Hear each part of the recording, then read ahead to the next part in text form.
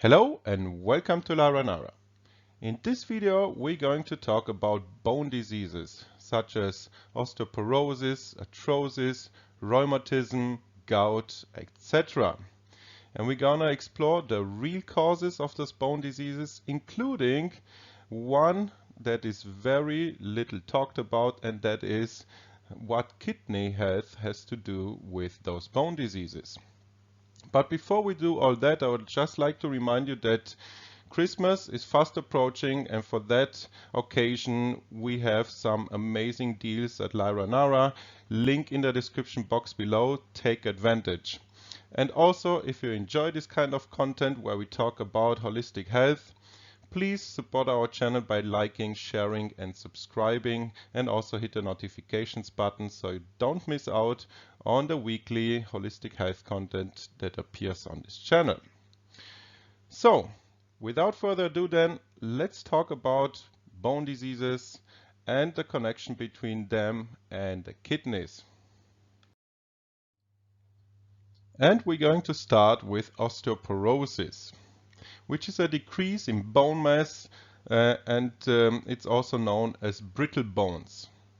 Conventional medicine claims that osteoporosis is linked to a decline in estrogen production in women after the menopause. The theory of a correlation between bone loss and an estrogen deficiency is purely hypothetical, however, because there are postmenopausal women who don't have osteoporosis, and there are women who get osteoporosis before they enter menopause. Men also get osteoporosis as well as do children. But men and children are not under pressure to undergo regular bone density tests like women, because it's assumed that the women are more prone to developing this kind of condition because of the estrogen deficiency. And so men and children are not considered to fall into that risk group. Osteoporosis in men is also played down as it doesn't fit the definition of a woman's disease caused by this lack of estrogen. Based on the psyche-brain organ relation, osteoporosis in postmenopausal women has nothing to do with reduced estrogen production or low calcium levels, but rather with the woman's attitude towards aging and the changes that come with the menopause, such as feeling less attractive, feeling no longer needed, or having a lower libido. In societies where women age naturally and without a Western anti-aging hype, older women don't get osteoporosis so much. If someone has already a cancer, the loss of bone tissue is usually diagnosed as an osteolytic bone cancer or bone metastasis, even though there is no tumor growth. In most cases, the diagnosis of the first cancer, a negative prognosis like your cancer is incurable, or the debilitating side effects of cancer treatment such as surgery, radiation or chemotherapy, triggers secondary psychogenic trauma that is related to the bone mass deterioration. One of these psychogenic conflicts is the so-called self-devaluation conflict, where you're not feeling worth it. And therefore bone cancer is, next to lung cancer, the most frequent secondary cancer nominated as metastasis. Typically the bone cancer develops close to the site of the primary cancer, because you feel that you are useless there, and thus in the sternum and or the ribs with breast cancer, or in the lower back with prostate cancer. If the tendons or the ligaments are affected, the cell loss presents a soft tissue necrosis with an increased risk of injury, since the weak tissue ruptures easily. And this happens with an Achilles tendon or meniscus tear. Prolonged loss of cartilage, for example in the knee or the hip, is called arthrosis, and it's also known as osteoarthrosis. By the way, should not be confused with arthritis that occurs when a joint is healing.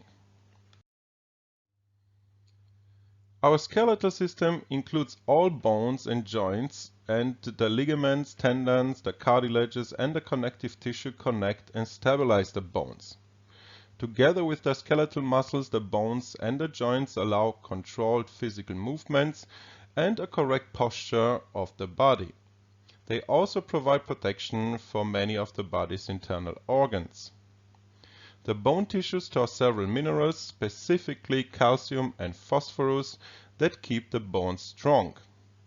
The red bone marrow inside of the bones produces most of the blood cells, including erythrocytes, which are the red blood cells, and leukocytes, which are the white blood cells, as well as the thrombocytes, which are the platelets. Most bones of the limbs contain mainly yellow bone marrow that is composed mostly of fat. However, if the body suffers large amounts of blood loss, yellow marrow is converted into red bone marrow to ensure blood cell production. Osteocytes, mature bone cells, and osteoblasts, which are immature bone cells, are the major cellular components of the bones. And osteoblasts are bone building cells that also form callus required for bone repair. The outer surface of the bones is covered by the so-called periosteum, except the joints and the sites attached to ligaments and tendons, which are capped with cartilage. The firm cartilage surface reduces friction during joint movement, and the cartilage is covered by the so-called perichondrium, the equivalent to the periosteum lining the bones. And there are brain relays for bones and joints in the cerebral medulla. The bones and the joints, including the cartilages, the tendons, and the ligaments of the right side of the body, are controlled from the left side of the brain, and the bones, joints, etc., cartilages, tendons of the left side of the body are controlled from the right cerebral hemisphere. Hence, there is a crossover correlation from the brain to the organ. The bones, skeletal muscles, lymph vessels with lymph nodes, the blood vessels, the connective tissue, and the fat tissue share the same brain relays, and the control centers are orderly positioned from head to toe. And osteoporosis often starts with a self-devaluation conflict and not with an estrogen deficiency. There is a psychogenic trigger. The psychogenic conflict that triggers the osteoporosis is a so-called heavy self-devaluation conflict, or a loss of self-worth, self-esteem, self-respect, or self-love.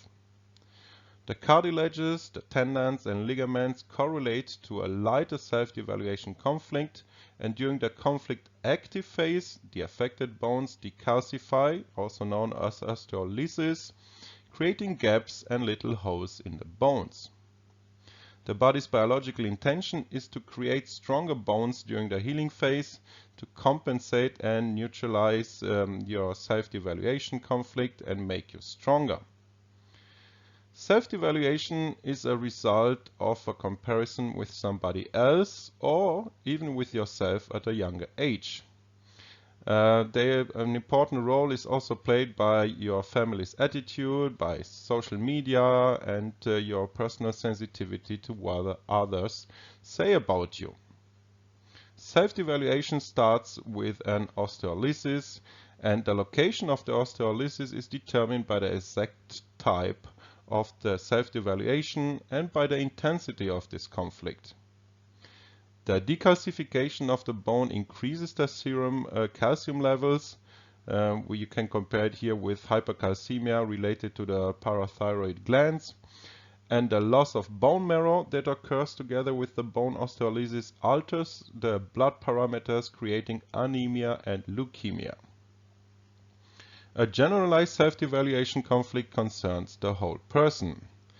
The conflict is experienced, for example, through humiliation, accusations, scolding, derogatory remarks, physical, sexual, or verbal abuse, a failure at work, at school, in sports, or in a relationship, or as a partner or a parent, a poor intellectual performance, or an artistic, athletic performance, or feelings of shame and guilt.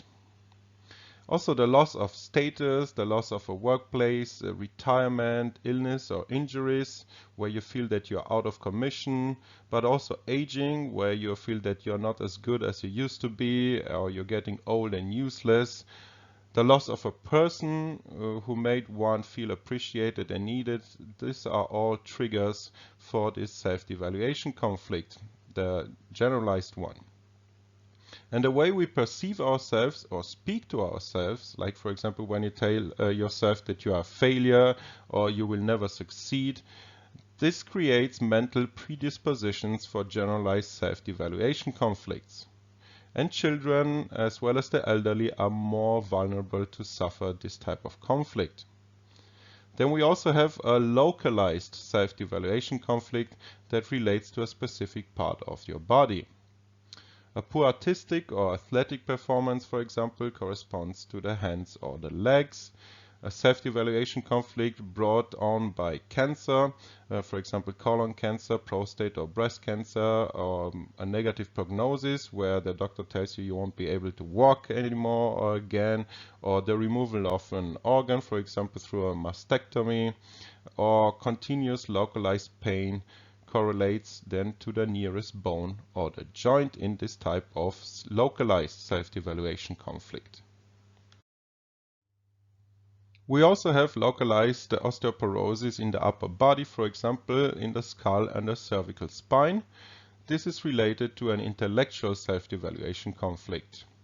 The conflict could be triggered by failing an intellectual task at school, at work, by having made a mistake, or by condescending remarks from your teachers, coaches, employers, colleagues, even your parents or partners, making you feel slow or stupid. People who have an occupation that is highly intellectually demanding, such as scholars, academics, writers, and others, whose self-worth therefore is built on their intellectual achievements, or people who are academically overambitious, are of course more susceptible to experience this type of conflict. Self-talks like I am an idiot, I am not smart enough, can generate a self-inflicted loss of self-worth. And the fear of failing might already activate a conflict. Also, unexpected injustice can affect the skull and the cervical spine. When you have an osteoporosis in your facial bones, this is related to the self-devaluation conflict concerning your look or reputation. When you have problems with your orbital eye socket, this is a self-devaluation related to the eyes, for example after surgery when you think that you look like a monster. When you have problems with your jaw bones, this is related to the feeling of not being able to bite, literally or figuratively. Problems with your ossicles and mastoid in the ear relates to a self-devaluation associated with the ears, so a hearing impairment. Problems with the elbows relate to you feeling not able to embrace or hold a person or even a pet. Then we also have problems with shoulders and the upper arm as well as the collarbones. This is a relationship self-devaluation conflict where you feel that you have failed as a partner, a parent, a son, daughter, colleague, friend or teammate. And this is often associated with guilt and blaming yourself. Also, not being able or not being allowed to hold, embrace or hug someone that you love. A poor performance also, let's say in sports, also can affect the shoulders as the joint of action. When you have problems with your wrist, your hands and your fingers, this is a dexterity conflict caused by failing a manual task or by a poor manual performance. People whose self-confidence relies predominantly on their manual achievements, whose occupation requires fine motor skills such as surgeons or dental hygienists or jewelers, and finger dexterity, for example, people who type a lot or do needlework or play musical instruments, they are more likely to suffer this type of self-devaluation conflict. When it comes to problems with your ribs and your sternum, this is a self-devaluation conflict prompted, for example, by a breast cancer diagnosis, a mastectomy, or a heart condition. What about problems with osteoporosis in your lower body then?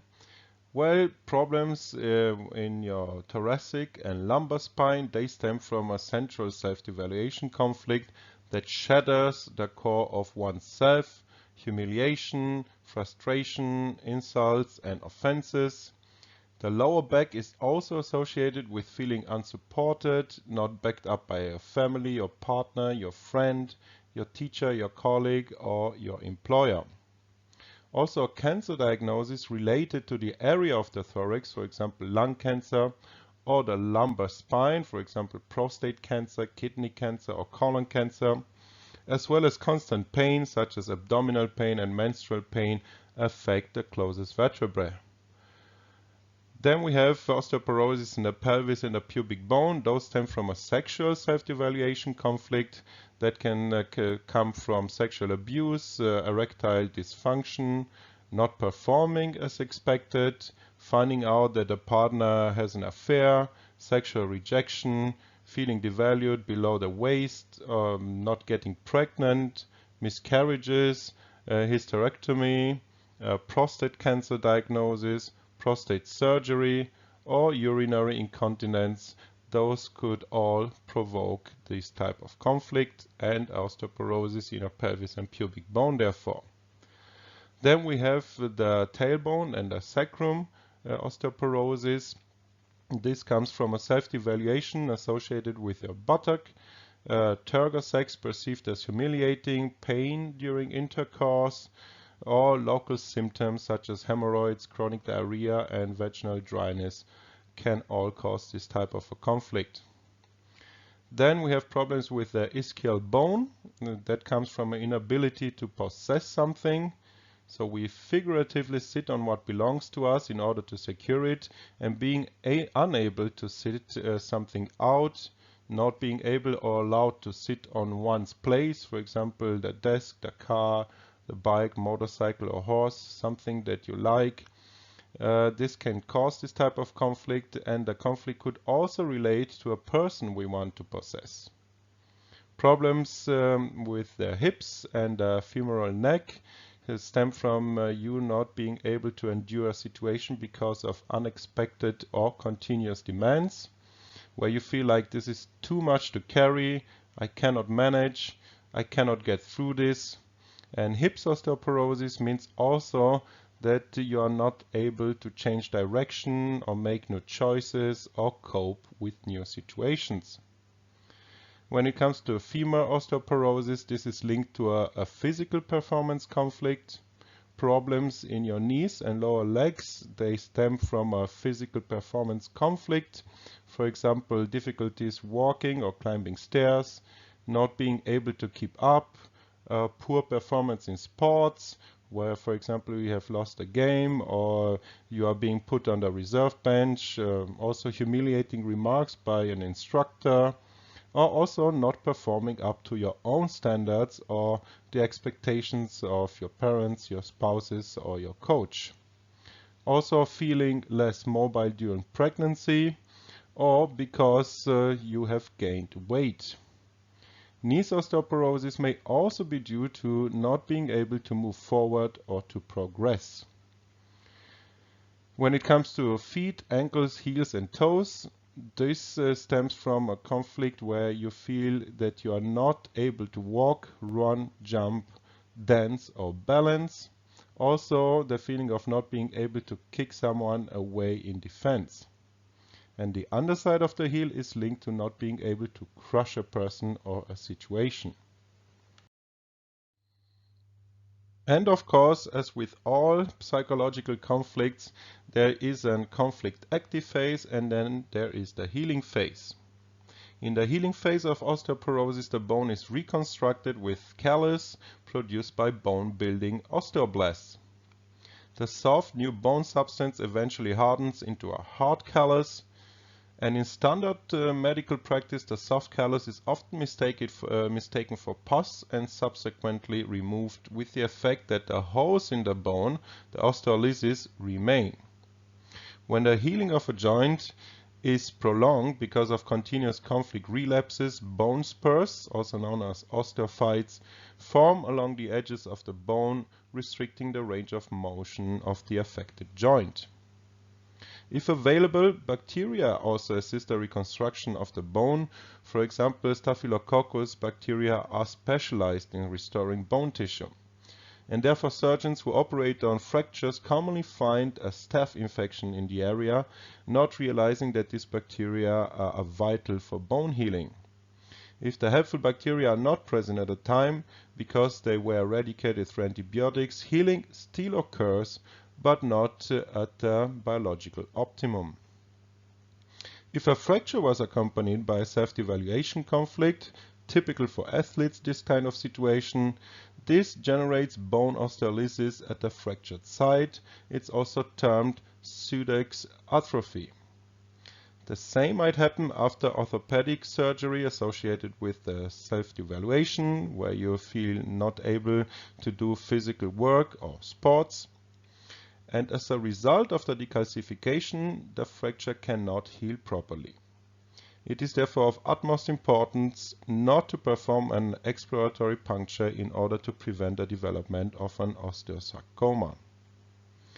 When a bone heals, the swelling expands to the periosteal layer, so the skin around the bones that cover the bones, and the stretching of the periosteum causes considerable bone pain since the periosteum is endowed with highly sensitive nerves.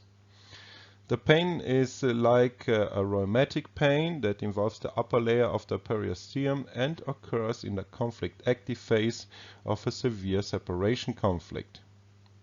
Commonly, the condition is referred to as rheumatoid arthritis, and water retention exacerbates the pain.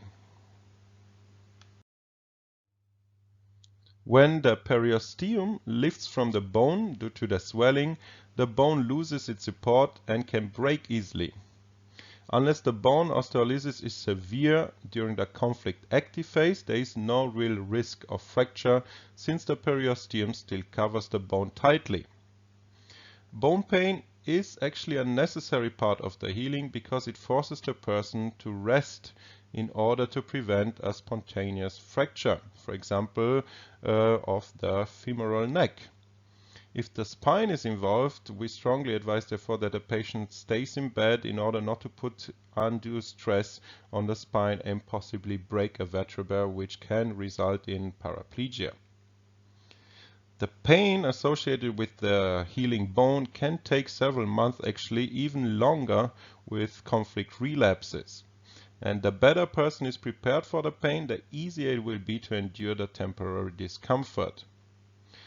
Recognizing that the pain is a sign of healing can prevent new self-devaluation conflicts that are triggered by the pain itself. A lack of movement or one-sided activities also put constant strain on a specific part of the body, and it generates musculoskeletal pain without this biological conflict.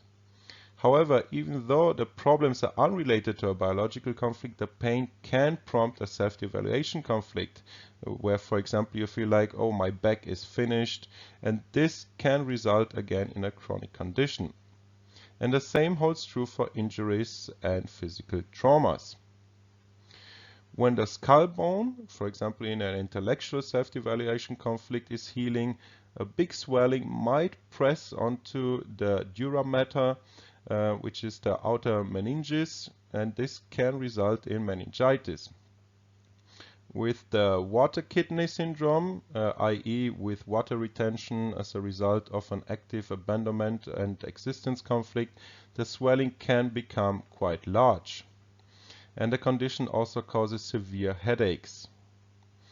When it comes to pain of the facial bones, this is a link to a self-devaluation conflict associated with the face, for example, concerning your look or your reputation, and it presents itself as trigeminal neuralgia since the face is innervated by the trigeminal nerve.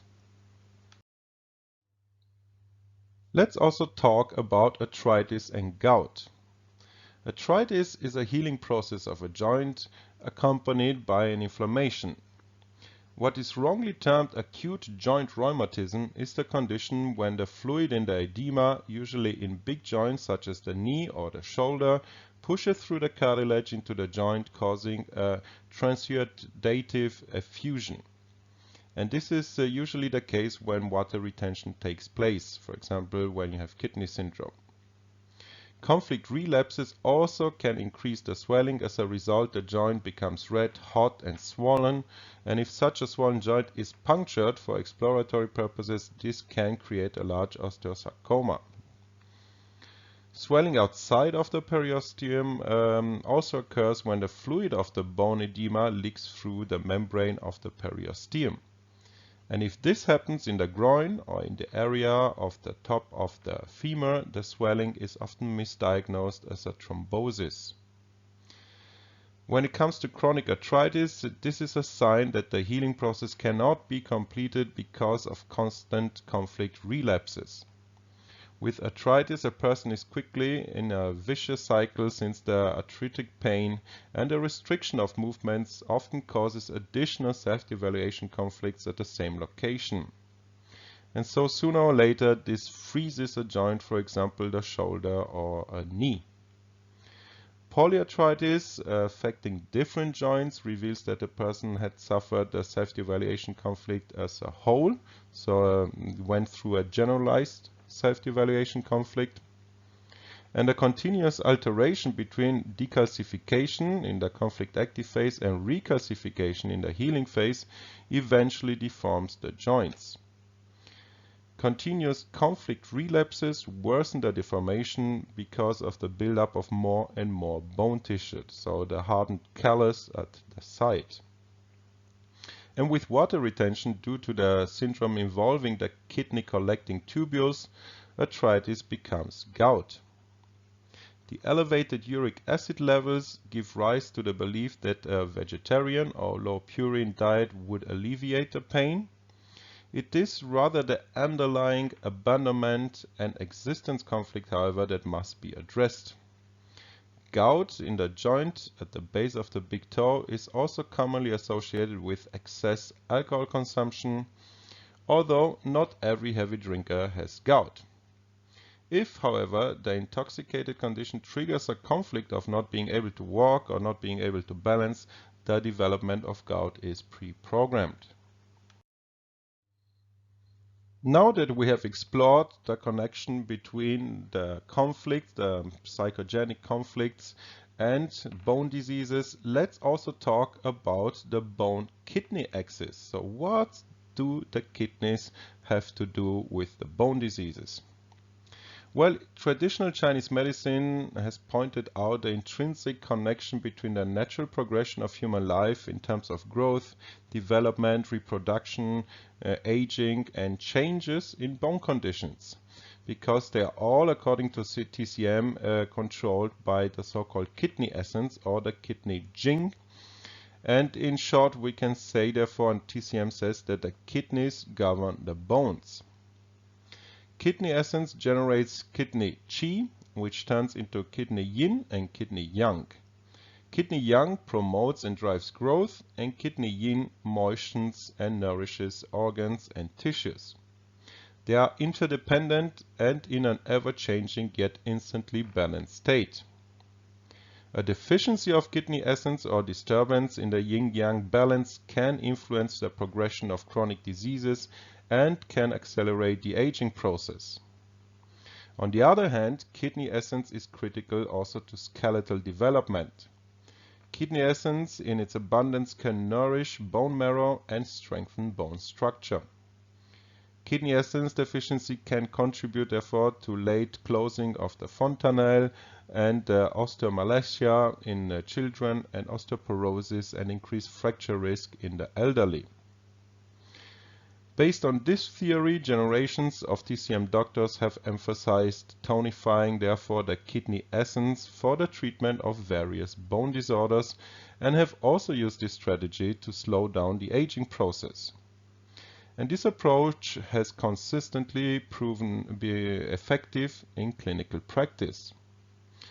Let's look again at kidneys, which of course govern bone metabolism and the role of activated vitamin D and FGF23 clothone. The FGF23 gene provides instructions for making a protein called fibroblast growth factor 23, which is produced in the bone cells. This protein is necessary for regulating the phosphate levels within the body, so for the phosphate homeostasis. And phosphate levels are controlled in large part by our kidneys. The kidneys normally rid the body of excess phosphate by excreting it in urine, and they reabsorb this mineral into the bloodstream when more of it is needed. Fibroblast growth factor 23 signals the kidneys to stop reabsorbing phosphate into the bloodstream. Vitamin D3 is synthesized in the epidermis in response to UVB and converted into 25-OH-D3 in the liver, and then afterwards transported to the kidneys, where it is converted into the biological active vitamin D, also known as calcitriol. And calcitriol, together with the parathyroid hormone, or PTH, provide tight control of plasma calcium levels through a feedback loop that regulates three pathways: the intestinal uptake, the renal reabsorption, and the skeletal release of calcium and phosphate. Calcitriol can elevate plasma levels of calcium and phosphate, therefore, and this can results in the mineralization of the skeleton and greater bone density. When you have a kidney Qi deficiency or poor kidney function, this leads to pathologically low calcitriol levels, and this of course in turn leads to osteoporosis and osteomalacia. Therefore, vitamin D3 is less effective for treating bone diseases caused by chronic kidney failure, as it cannot be rendered active by the kidneys. For these patients, therefore, calcitriol or its active analogues are a much better treatment choice. And discoveries since 2000 have shown that a newborn kidney endocrine axis exists, providing thereby further insight into the molecular mechanisms underlying the theory of that TCM had already thousands of years ago, that the kidneys govern the bones. And this bone-kidney axis, based on the bone-secreted FGF23 and kidney-expressed clotho, plays a crucial role in calcium phosphate metabolism and vitamin D regulation. The fibroblast growth factors, these FGFs, are a diverse family of intracellular, autocrine, paracrine, and endocrine factors that regulate cell growth, transformation, and metabolism.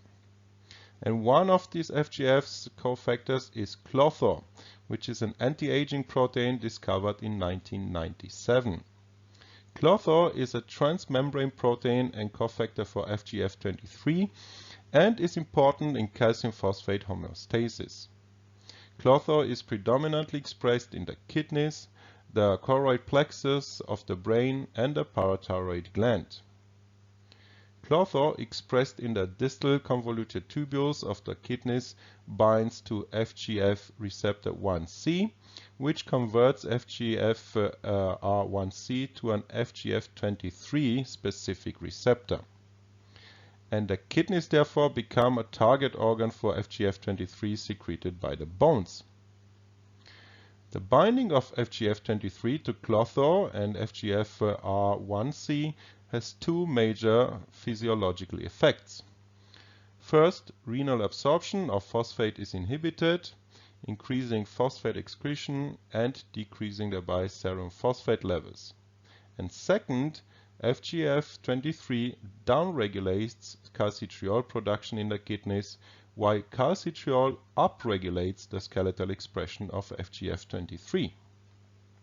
Thus, besides the well-known negative feedback loop of PTH and vitamin D, FGF23 and vitamin D form another negative feedback mechanism to provide precise regulation of serum calcium.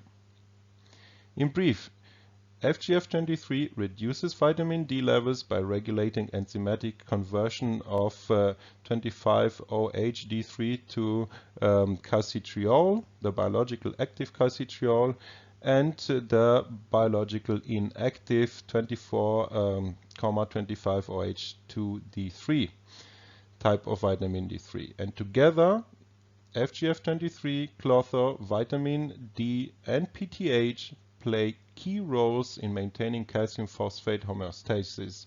And FGF23 and clotho are also important in promoting development and slowing down the aging process. A large-scale study of 2,734 older adults aged between 71 and 80 demonstrated a direct correlation between plasma clotho concentrations and knee strength over time, suggesting the potential role of clotho in modifying skeletal muscle strength. The clinical manifestations of this kidney essence deficiency, including fatigue, delayed growth and development, pain and weakness in the lower back and knees, as well as early aging, are strikingly similar to the phenotype of clotho deficiency. And therefore we propose that clotho at least partly underlies the concept of kidney essence.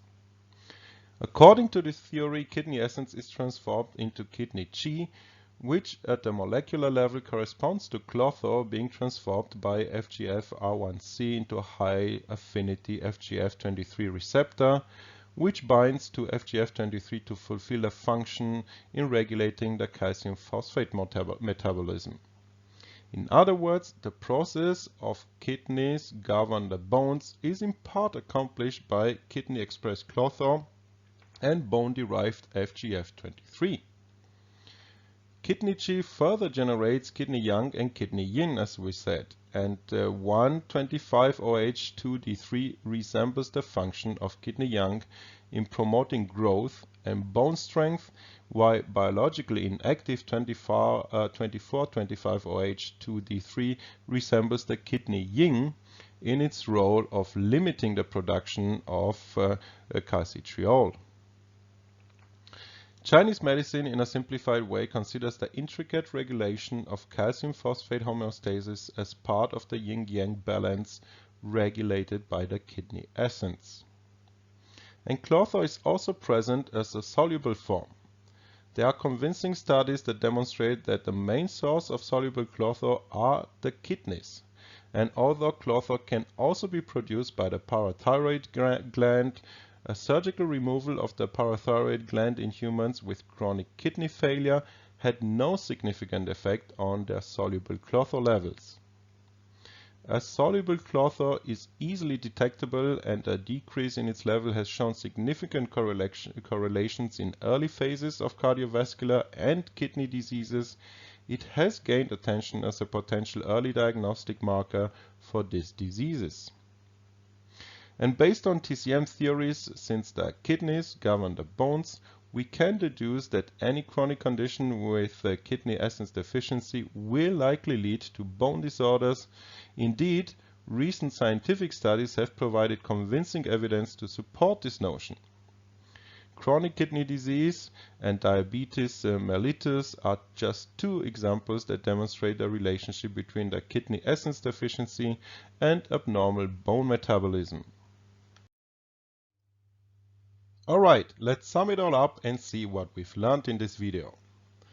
We've learned that the bone and joint conditions are framed by two major factors. The first one is the biological psychogenic conflict of self-devaluation, a loss of self-esteem, or feeling that you're not worth it. Physically or figuratively experienced, this conflict is the trigger often of osteolysis, which is bone degradation. If it is a generalized self-devaluation conflict, it will generate osteoporosis or osteoarthritis.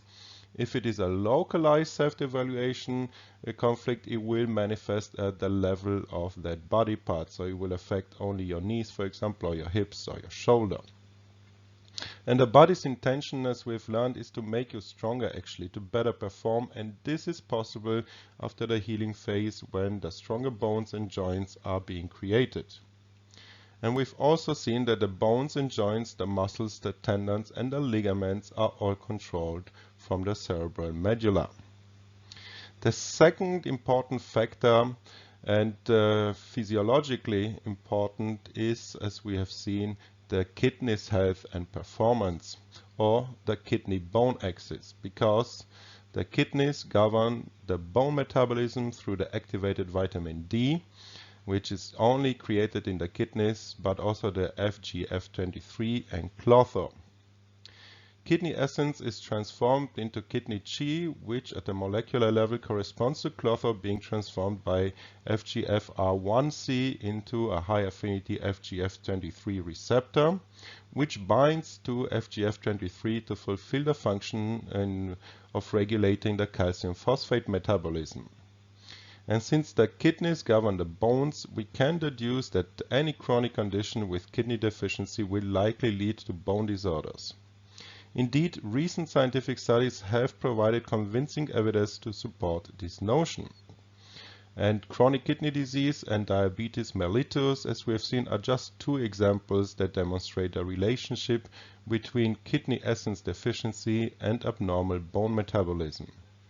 Based on this theory, generations of TCM doctors have emphasized tonifying the kidney essence for the treatment of various bone disorders as well as chronic kidney diseases, and they have also used this strategy successfully to slow down the aging processes. And we have presented here different herbal formulations for improving kidney function and to strengthen your bones and treat osteoporosis. As always, please do not self-medicate. Consult with your trusted health practitioner before you embark on any treatment. If you have any questions about the subject, we are also here to help you. Please give us a call 1-888-773-3196 and we will advise you on what is best for you. If you have enjoyed this presentation, also do not forget to like, share and subscribe to support our work. Also hit the notifications button so you don't miss out on the weekly holistic health content that appears on this channel. And with all that being said, stay healthy. Until next time.